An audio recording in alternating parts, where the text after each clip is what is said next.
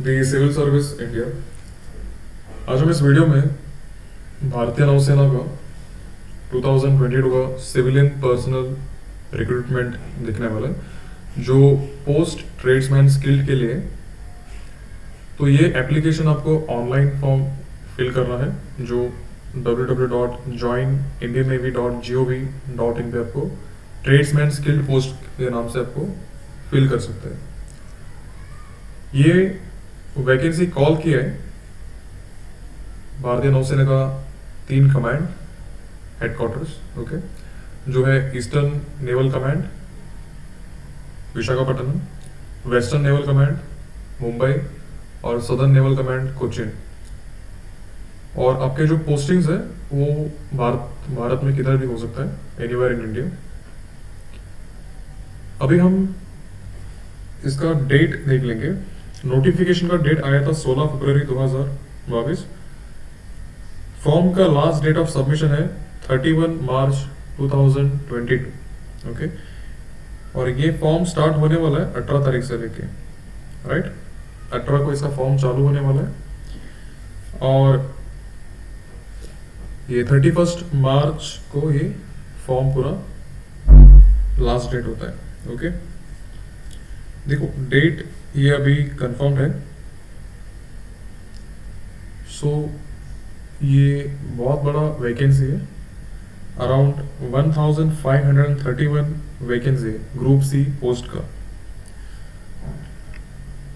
सो यहाँ पे ITI candidates को बहुत बड़ा स्कोप है, जिनका अप्रेंटिसशिप वगैरह कंप्लीट हुआ है, as well as reserve categories candidates को भी बहुत अच्छा स्कोप है, and also physically handicapped students को भी, कैंडिडेट्स को भी एक अच्छा वैकेंसी है यहाँ पे, ओके।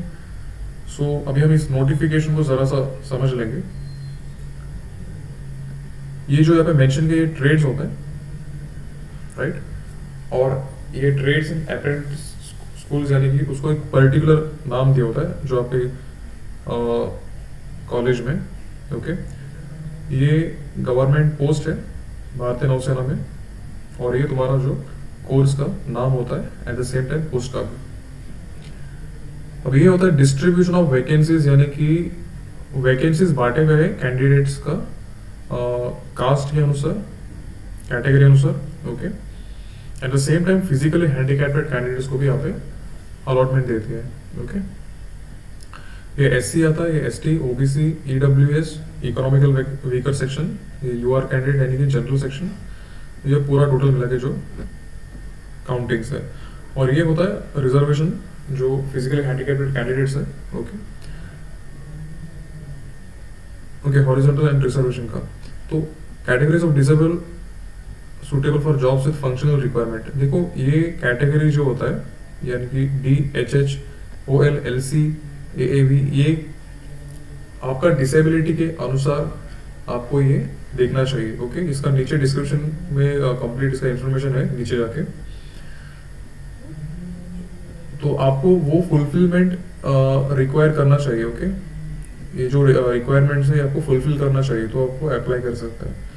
अब ये तो command HQ unit wise vacancy details, okay. HQ ENC यानी कि headquarters eastern naval command, HQ SNC होता है headquarters southern naval command, HQ WNC होता है headquarters western naval command, okay. And NDMBI होता है बॉम्बे डिवीजन होता है वो, ओके।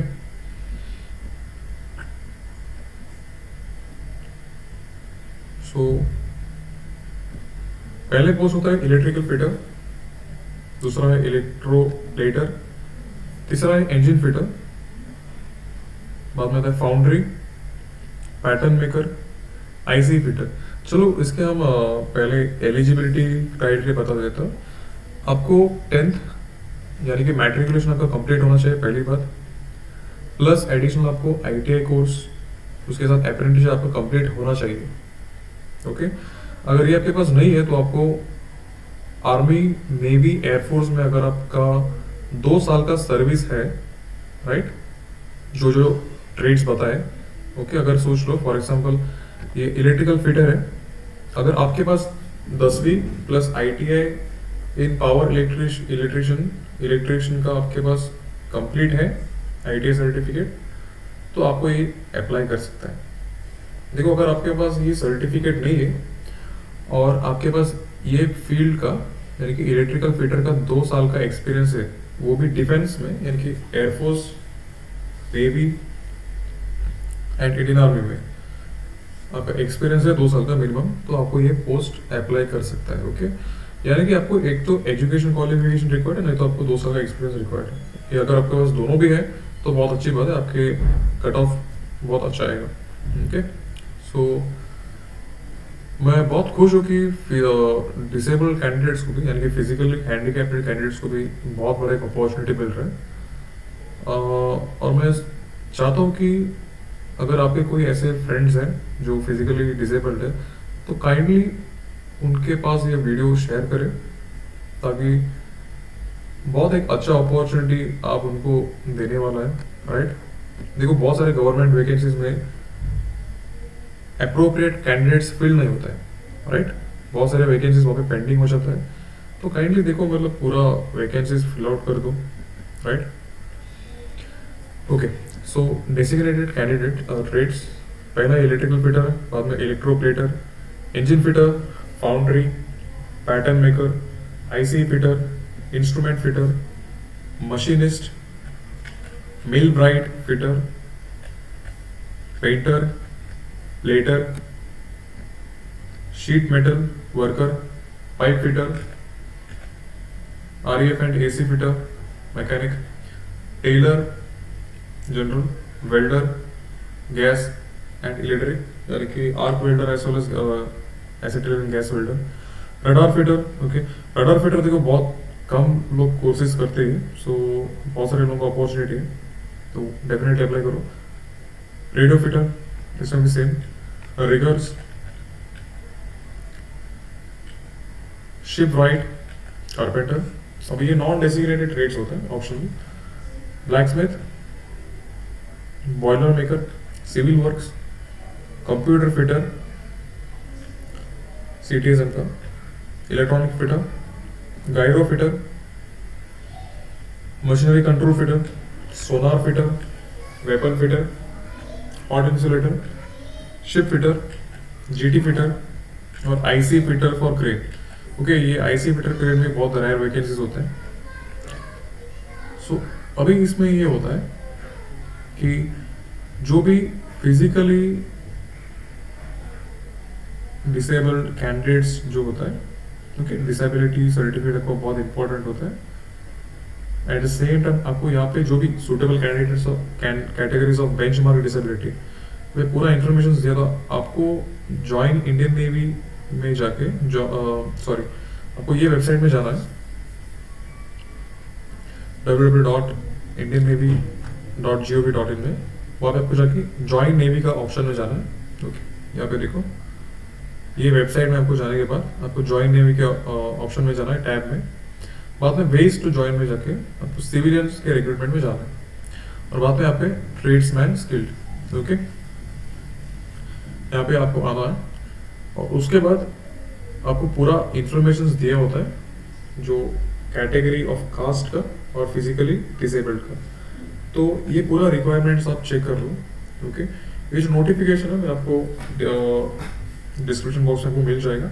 ओके, सो ये सब उसका कैटेगरीज है, ये सब फिजिकली डिसेबल्ड का पूरा इंफॉर्मेशन दिया है। और ये रिजर्वेशन कैंडिडेट्स का देखो, रिजर्वेशन कैंडिडेट्स जो होता है SC, ST, OBC and EWS economical weaker section, आपको जो कैटेगरी कास्ट है आपको आपका caste certificate plus validity certificate, 2 certificates बहुत ही कंपलसरी है। अगर आप इसमें से कोई भी एक सर्टिफिकेट नहीं भर रहे तो आपका फॉर्म रिजेक्ट हो जाता है, तो ये दोनों फॉर्म्स रेडी करके रखिए। वैलिडिटी सर्टिफिकेट बहुत इंपॉर्टेंट है, वापस मैं बोल रहा हूँ, आपका कास्ट सर्टिफिकेट प्लस उसका कास्ट का validity certificate. Okay, it is very important both. तो ये बन गया आपका रिजर्वेशन का। अब होता है आपका एज लिमिट। ओके, आपका एज लिमिट 18 कंप्लीट होना चाहिए और 25 इयर्स के बीच में आना चाहिए। 18 से लेके 25 ईयर्स का बीच में होना चाहिए, पर 18 कंप्लीट होना चाहिए और 25 आपका कंप्लीट नहीं रहना चाहिए। ओके, यहाँ पे कास्ट कैंडिडेट्स को रिजर्वेशन है, रिलैक्सेशन है। ओके, देखो यहाँ पे दिया है, पांचवा है एजुकेशन एंड अदर क्वालिफिकेशन, यहाँ पे सेम वैसा ही दिया है कि आपका 10वीं होना चाहिए। यहाँ पे और एक एडिशनल दिया है कि आपको minimum with knowledge of English लिखा है, यानी कि आपको इंग्लिश का ज्ञान होना चाहिए, लाइक अनलिमिटेड, इतना भी फ्लुएंट नहीं, नॉर्मल आपको इंफॉर्मेशन होना चाहिए, आपको समझना चाहिए। ओके, एंड आपका अप्रेंटिसशिप ट्रेनिंग कंप्लीट होना चाहिए, नहीं तो आपको 2 साल आर्मी नेवी एयरफोर्स में आपका टेक्निकल ब्रांच में, ये ट्रेड में आपका 2 साल का एक्सपीरियंस होना चाहिए। ओके, सो इसका जो रिक्रूटमेंट प्रोसेस आपका स्किल्ड और आपका सर्विस, ये सब एक्स लेवल अप्रेंटिसशिप, इसका मेथड ऑफ रिक्रूटमेंट चेक करेगा। ओके, नेचर ऑफ ड्यूटीज तो आपको पता ही रहेगा क्या क्या आपको जॉब करना चाहिए। ओके, एक शॉर्ट में बता देता हूँ आपको, इंडियन नेवी का जो भी शिप्स होता है, warship, patrol ships, as well as submarines होता है, तो एज वेल एज इनका जो शिप बिल्डिंग साइट्स होता है। ओके, यहाँ पे आपको डिप्लॉय किया जाता है।